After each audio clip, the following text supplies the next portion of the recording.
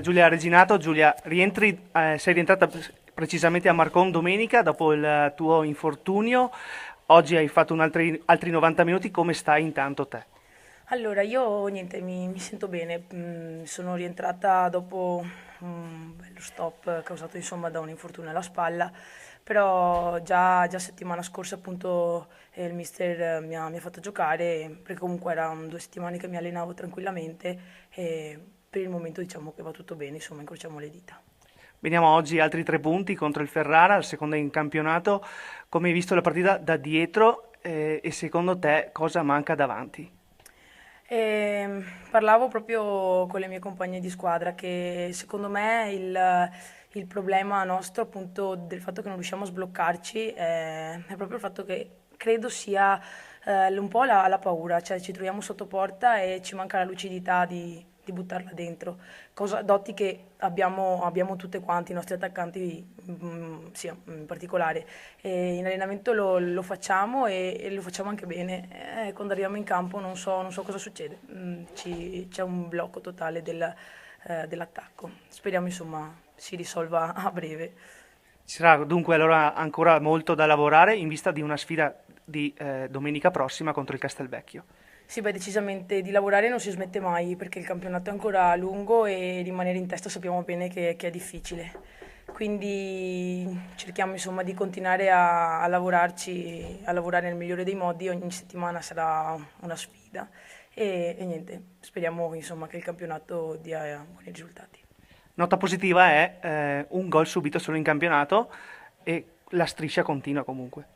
Sì, la difesa si sta comportando bene, sono felice perché insomma sì, ricordiamo bene l'anno passato che non è stato dei migliori e quindi diciamo che è un po' il nostro obiettivo oltre insomma a giocare bene, a dimostrare insomma quello che vogliamo come squadra.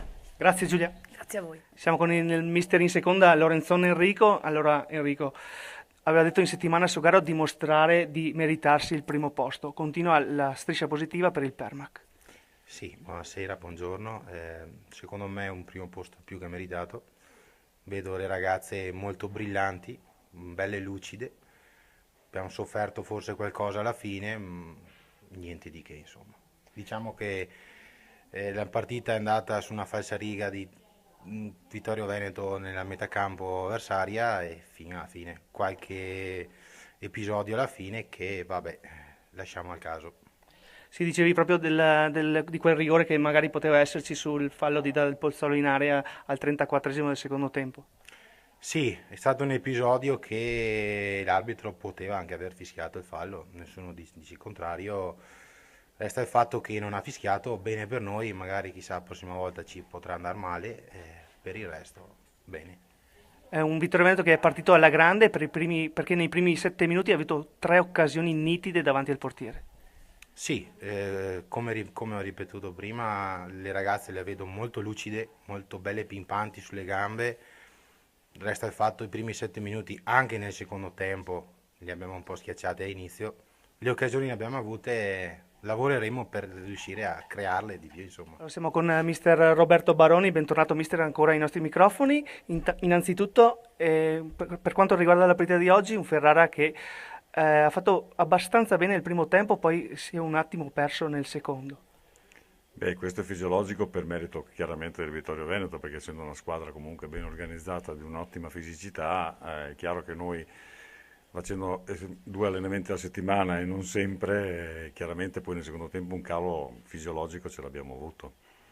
Avevate anche la panchina corta oggi, sì, proprio in panchina, e in settimana proprio aveva detto Montorio, protagonista oggi in campo, di godersi il momento e arrivare a Vittorio Veneto con umiltà e concentrazione. Beh, questo sicuramente io mi sono divertito a vedere le mie ragazze con tanta determinazione a cercare comunque di non soccombere a un meritevole Vittorio Veneto. È chiaro che se uno guarda la partita vede un rigore del Vittorio Veneto e pensa che noi siamo stati in partita. In realtà il Vittorio Veneto poteva tranquillamente farci più gol di quelli che ha realizzato. Un rammarico grosso però subire un'ingiustizia a 10 minuti dalla fine per un rigore negato a noi e di un'evidentezza, cioè talmente evidente, dispiace un po', però per quello visto sul campo sicuramente Vittorio Veneto ha meritato ampiamente. Per quanto riguarda la classifica, è un Ferrara che ha sorpreso un po' tutti gli addetti ai lavori in questa prima parte di campionato. C'è qualcosa da recuperare per quanto riguarda le ragazze, nel senso di uomini? Sì, beh, sicuramente l'assenza della Pesci in fase difensiva per noi ha inciso parecchio proprio a livello organizzativo e soprattutto per le ripartenze, perché noi siamo molto bravi a ripartire proprio dalla difesa in velocità. Mancando lei, tutto si è dovuto sopportare la Montorio. È chiaro che da sola poi gli avversari un po' smaliziati capiscono anche cosa devono fare per evitare che la Montorio prenda campo. Domanda extra campionato, quanto le manca Goldoni e Leonora? Ma calcisticamente nulla, perché penso che il passo che lei abbia fatto sia fatto per la sua carriera. Poi è chiaro che noi siamo una realtà dove cresciamo in famiglia e vedere un proprio figlio che cresce in una realtà più importante della nostra è solo un beneficio, ma non credo che a livello di attacco la Fratini possa come si chiama, far rimpiangere la Sentire la Goldoni. mancanza, magari. No, assolutamente, io penso che Fratini valga la Goldoni ampiamente. È chiaro che viene da un 15 giorni di fermo completo e oggi un po' si è visto nella fase decisiva, però 15 giorni senza allenarsi, senza giocare, oggi l'ho rischiata, è andata bene, che non si è fatta male del tutto, quindi ben venga per domenica prossima. Grazie mister e in bocca al lupo. Prego, grazie a tutti, ciao, in bocca al lupo.